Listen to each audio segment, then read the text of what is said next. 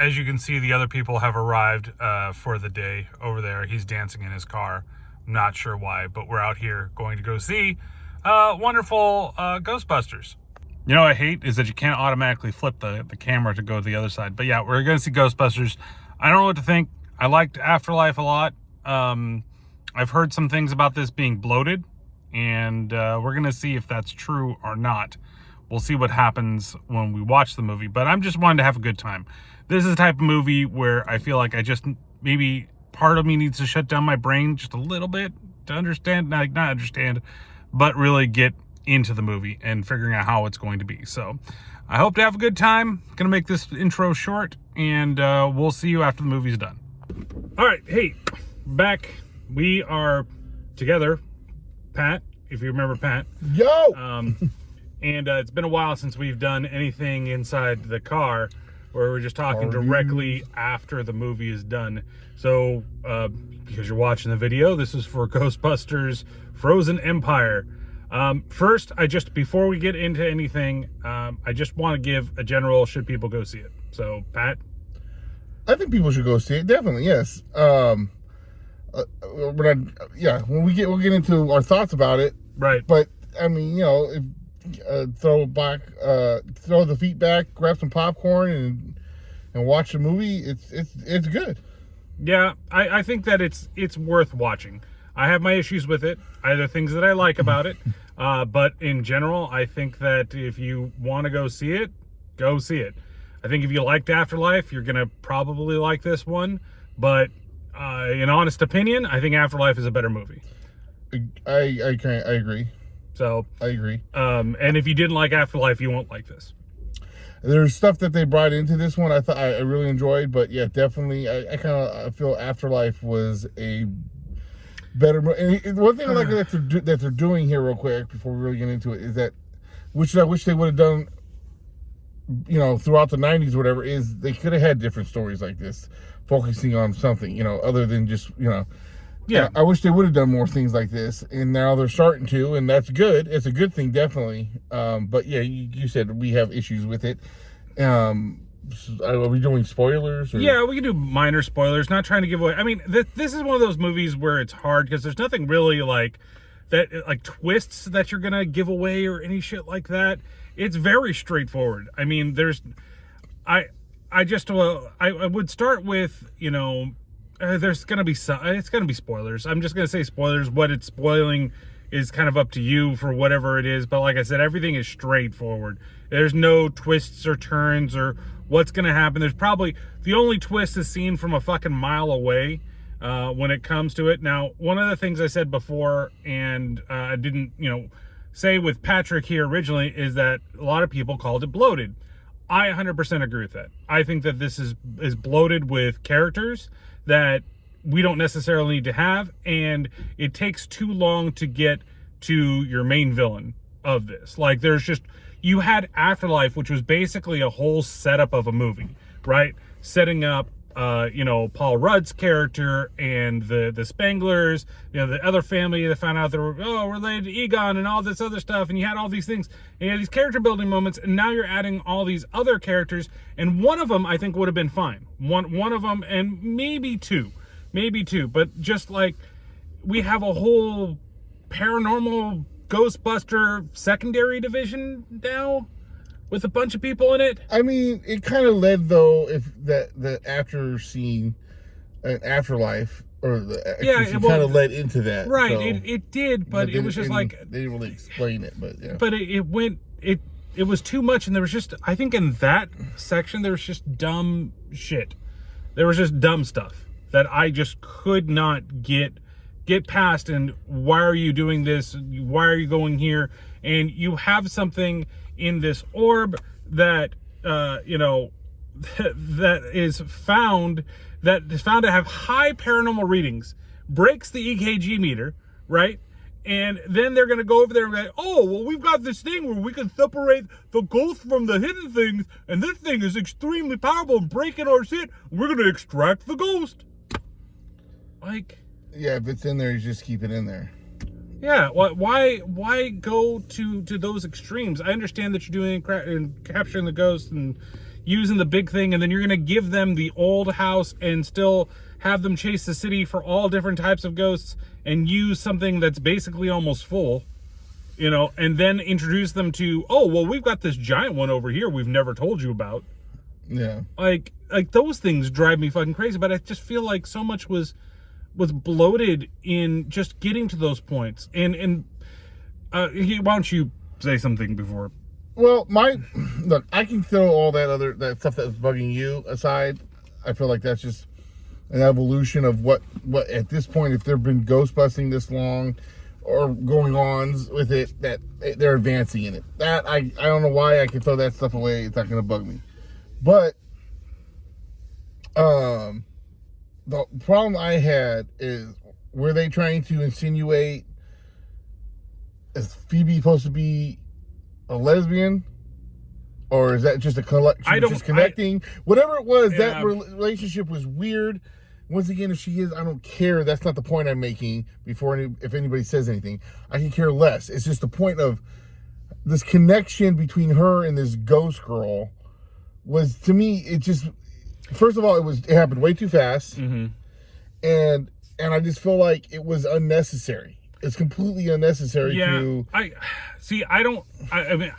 joke on that's where that was going, but I think that it was more just like she felt like it's one of those things where, like, oh, I'm such an outsider, nobody understands me and nobody gets it, and then she meets a ghost that she plays chess with, and then she creates that bond where, oh, I've got this connection to you now. But you're right, it's way too fast. And here's the other way I might have let it slide about being fast. If it was a girl like her, right? So this girl that she connects with, this ghost girl, is completely I feel like the opposite of what she is. Right. She wouldn't be the smart chick. She wouldn't be, and I'm not judging a book by the cover, but just the way she talks and acts, she was probably like oh, she was a pyromaniac. She's the one that set fire to her apartment and killed everybody. Yeah, that's basically it. I'm sorry if I'm spoiling that for people there, but she's got like flames and stuff. Like, the look of her is cool, like with the flames and all these other things. And she's like, "Why are you? I'm so good at chess because I've just been playing here for a long time against a lot of people." All that stuff is fine. It's just the connection between them. It doesn't seem like a chick she would be connecting to. Yeah, it just feels like it's, like I said, I think it's just way too fast. I think all of a sudden it's like, oh, we play chess. Oh, she gets me at chess, and then we're good friends for her to enough to where you're going to experimentally do something to yourself to try to connect to them. Right. Well, you're also going to bring her to the headquarters. You're going to be like, hey, Ghost, come in here where, we've kind of been told that, at least in this, I get if you're trying to do hey, there's not all bad ghosts. Some ghosts are still good ghosts. And you're trying to show a good ghost in what they do in this movie with that person. I get that. I understand that. But she's been taught all along that, hey, there's nothing but, she's chasing down nothing but bad ghosts, and she just gives in because this one ghost understands her. Yeah. It's odd. And I think that the other thing that kind of drove me crazy in this was the use of the original Ghostbusters. I don't think I liked it. I definitely didn't like Peter Venkman. I liked the one scene. If he had just been in that one scene, perfectly fine. And the one scene with Kumail Nanjiani when they're testing him to see if he's the fire master, right? I think that's fine. I think that, like, a little small scene like that, but then just to shoehorn him in the end of the movie, I thought was bad. Same thing with almost would have been like better if you think if the person who was there would have been Rick Moranis. Yeah, if you just had a couple. I would have loved to have Rick Moranis in the scene instead. Of who we do get at the end of the movie. And the thing is, and with Dan Aykroyd, he's fine because he's a prominent part of the movie throughout the whole movie. Yeah. So I don't have a problem with him. And even Winston, I don't have a problem with him so much, but I just think the last two editions with Peter Venkman and Annie Potts coming into the movie all of a sudden at the end, and she doesn't even do anything, nothing, gets thrown over into a corner. She's got like a wrist strap, fucking proton pack, arm, and doesn't even really use it. Like, it's just wasted. It's completely wasted on whatever they're trying to do with the movie. I feel like if they would have made this a 2-part movie and they got their ass kicked in the first one, and then the second one is where they need backup, that'd be a little bit bringing everybody else in. I guess I mean you could say that, but I also think that the bad guy's wasted. I kind of agree, because at least like the other ones, it was more throughout the movie, you know. Right. I just feel like I I enjoyed the movie. I liked it. I just like those little bit of scenes with I feel like that's the other thing. They're focusing too much on Phoebe, I feel like they focused more of everybody in the other ones. Well, not so much Winston. That was kind of stupid, but. No, they focused only on basically the new family in the other one. And it was more on, you know, the brother, Phoebe, the mom, and Paul Rudd's character Gary, kind of those two kind of getting together, right? Like the thing is that you had all this stuff in the first movie, and it basically followed a very similar formula of the first one, right? Mm-hmm. Where, you know, stuff started happening later on in the movie, getting more towards like the hour mark in it, but it just felt like I don't think that you need to do as much of the buildup in this, right? And like what I'm saying is like Kumail Nanjiani's character, who is the Flame Master guy that finds out, you know, his grandmother was the keeper of the orb. I think that character could have stayed in the movie. I think you could have gotten rid of the ghost. She's mixed to me, personally. I could have done without her. I could have done with her. You could have ixnayed that whole part of the movie and focused on, you know, him and he needs the money and he's selling these things and that's how they find this thing and how they unlock everything and do all of that stuff. And then, you know, we find out that, hey, he is actually, you know, the one that's supposed to help stop it and stuff like that. I think that's fine. But there seems like there's so much extra that's being thrown in there that I just feel like that's what bloats it. Mm-hmm. Sorry, I got distracted. I know, we're distracted by something in front of us. Well, that and the fact that everybody has to bring their dog to the fucking mall. Yeah, well, that's a whole different thing. But yeah, I agree with that. Like I said, really quickly I started picking up on what they were gonna do with certain parts. You know what I mean? Like you could kind of see it. But like, the thing with what they had to do about changing the proton pack and stuff, right? Yeah. I'm like, well, why they knew what they had to do? Why did they not do that to all of them? And the thing is that they had enough time to do it to all of them, right? Or at least to a couple of them, or to the families, rather than it's just being done to Phoebe's. Yeah, like that's what I'm saying. That and here we go. I'm sexist, but like female. Oh, we have to make a strong female character. No, we don't. The point of Ghostbusters is, and I get it. The original Ghostbusters were 4 guys, but even if there was a female in there, it was always about the Ghostbusters, not let's just focus on this one person. Right. And I feel the same way if it was just Finn too. Well, like, yeah. No, if all Ghostbusters. If it was any of them, I can totally agree with that in terms of that. You don't have to have one central strong character. You know, there is always going to be a favorite when it comes to it. You know, somebody's gonna like Egon more, and somebody's gonna like Venkman more, and somebody's gonna not really care about Winston. You know, it's just one of those things because he's such an afterthought in the first one, and he has such a better role in the second one. It's one of the reasons why I like the second one so much, you know, as well. I also like to say real quick, I'm glad they put a nod to the second one. They put a lot of different nods in this movie. But I'm saying, remember the first one, they made it seem like the second one kind of didn't like never existed, and they finally acknowledged it. There's an Easter egg in this. There's a couple of different Easter eggs that are in this movie. One is in the trailers. That has been there when they're in the library. That's in the trailers, which sucks because that would have been kind of cool to just see and experience live. Mm-hmm. But I also felt like it was forced. Like there was a couple of times, and I know I'm talking very negatively about this when I think that I'm telling you go see it. This is my initial thoughts with everything. You but like, remember we've been watching the originals for forever. Since we were little kids, but there seemed like specific parts that were put in the movie just for the trailer, and it is still in the film, and it's weird because it's like the scene that you get from the trailer when like the storm is coming and it's all freezing up to the beach. You don't feel anything when that happens. Yeah. Now, the good things that I have to say about this movie, I think the comedy is on point in this movie. I think it's very funny. I think that it has very good action scenes. Mm-hmm. I think that overall, like if you take out just some of those quibbles, The story is actually pretty good, pretty entertaining. I like the family dynamic that they have with everybody, even Vin though it Diesel is. did too. Huh? Yeah, Vin Diesel did too. Is that what you just said? He was like, yeah. But I mean, I didn't. There were parts of that, like the whole thing with Gary wanting to be accepted and those types of things. Like some of that was good, but you don't give those guys enough screen time or enough stuff to deal with it. That you're focused on some of the other things. That's where that bloat is. Yeah. Whereas so you want to have that have impact. Give Gary and the mom and those and even the brother, even Finn Wolfhard here, give him more screen time. Yeah. You know, but you're focused on all these other little things. And I know Ghostbusters movies have always explained what the bad guy, like the origin of the bad guy, and do that. But they don't seem to spend as much time as I feel like they did in this movie. I agree. And like I said, it's like I said, it's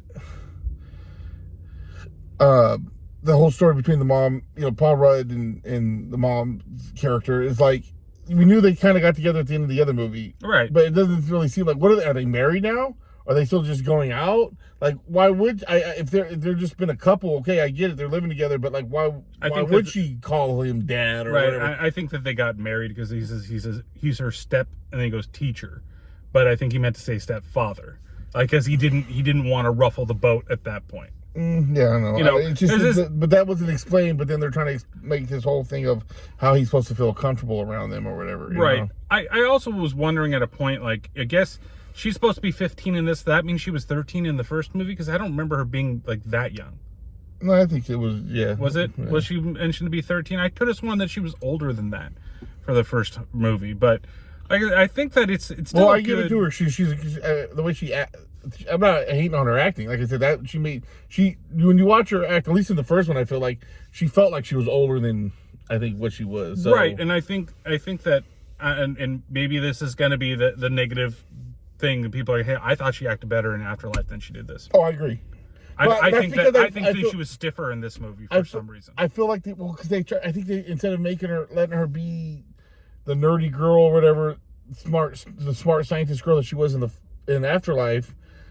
They try to make her seem more girly and I don't know, maybe not more girly, but more like, I don't know, with her feelings and all that other shit. Or before she was like, more sensitive. Yeah, maybe that's what I'm trying to say. Because that's what she was trying to. She's feeling more in this one, and it changed the way she was acting. And I think that was part of the problem. Well, she was because Spangler was Spangler throughout the whole time. Right, and here you have a girl that's going through the years. I mean, it's not said specifically, but 13 to 15, there's a lot of hormonal changes and stuff that goes on in your own body. Us probably felt different at 13 than we did at 15. We're prepared to where we are fucking now, right? And so there has to be a little bit of that, but I just felt like I understand you don't want to say things in movies, like specifically say things, right? But I think that they need to have some scenes where maybe she's struggling with that a little bit, and instead of it just trying to go through the character, right? Because in the beginning, she's so hyper focused on being a Ghostbuster, and this is all I need to do, and this is what I want to do. I'm a Spangler, goddammit, and this is what Spanglers do. When they shut her down because of the beginning of the movie, it's like there has to be some. I feel like other turmoil that gets to that point before there to show that because that's why she becomes vulnerable to the ghost girl. Yeah. Right? Because, I can't do this and nobody understands me, and here's a ghost girl that understands me. Yeah. So, like I said, overall, I enjoyed the movie. There's just like certain points, like I said, with the whole relationship with the ghost girl and all that shit. That was my biggest thing I didn't like in the whole movie. And I agree, they should have brought more with the main villain, and get more screen time with it. But there was cool, like the whole thing of him controlling the ghosts, and like the thing that is it stupid that she did what she did, where she separated her body, right, in that one scene. Yeah, it's stupid, but the fact of it being a manipulation to release him, I think that's cool. I think that part of it's cool, right? Oh, this has to be a human that does these things, and so, hey, this is how we're going to get you to do it. But does he know that they have that technology? Like, is there like a ghost fucking Wi-Fi network around there that the other ghosts connect to? Hey, boss, oh, I'm gonna let you know that they have this technology that's gonna allow ghosts to be a human ghost for a little bit. I feel like it would have been better if it was like she's struggling because they told her she can't be a Ghostbuster because of her age, and she wanted to try to connect with Egon again. You could have wrote that in, and yeah. you never had to have to show Egon again, because I think the way they did him in Afterlife, leave it the way it was, but like have it, like somehow like this is how she's trying to connect with him. And it never happens. Because... Yeah, like even if she had the pouty thing, oh, you guys, you would never understand. If Grandpa was alive, he'd know exactly what I was going through. Yeah. And then she decides, oh, they got this technology. I want to use the technology to talk to Grandpa. And then that actually backfires, and she gets, controlled by Garrick or whatever the fuck his name is. See, when you have a bad guy that you can't quite remember the name of, that's bad too. But like, yeah, there's different things that you could have done. You could have gone through, and yeah, I knew that. That things were going to happen with the ghost person at the end of the movie, the way that those things wrapped up. I'm like, yeah, I know this is going to happen. I think they could have done it cooler, which I'll say off camera directly to Patrick, because I don't want to ruin that whole thing. But, yeah, many other thoughts? No. Like I said, I think still go watch it, enjoy it. I'd rather watch this 100 times over than the female Ghostbuster one. I've never seen it, and I never have a plan to watch it. So what would you then rate this movie? What would you give it? I'm going to give this 3.5 ghost scissoring out of 5. Yeah, I think it's just a mediocre movie. I think it's right in the middle. Like I said, I think that if you're a fan of Afterlife, go see it. It's a 3 out of 5 proton packs for me. It's just like it. If there wasn't the comedy in it, and they focused, I think, like not as a little bit more on the other shit that I think that they stayed away from quite a bit, then it would have been lower. I think that you trim it down some, you get rid of a couple of characters that don't necessarily need to be in there, and you streamline some parts of the story. I think you've got a solid movie, but that's not what they did. So, well, like I said, that's what I was saying. It could almost be a 4 for me. There was just a couple things that dropped it down to 3.5. That's why I gave it at least a 3.5. Yeah. Because 5 would be perfect, and this is not a perfect movie. So like I said, if it wasn't for a couple of the things that I said, I probably would have made it a 4. But yeah, so that's why I go 3.5. But it's still an enjoyable movie, and it's still something Ghostbusters fans, especially of the original ones, can still get a good kick out of. Yeah, there's a lot of good Easter eggs that are in there. So, all right. Well, Pat, you want to plug yourself real fast before we end? Solus64 on YouTube and Solus_64 on TikTok and on Twitch. So then you know where to find me. Everything will be down in the comments below. So if you like the content, like and subscribe. And we'll see you next time on another one of these reviews. You guys should be happy. You've gotten 2 pretty close to each other. So see you guys.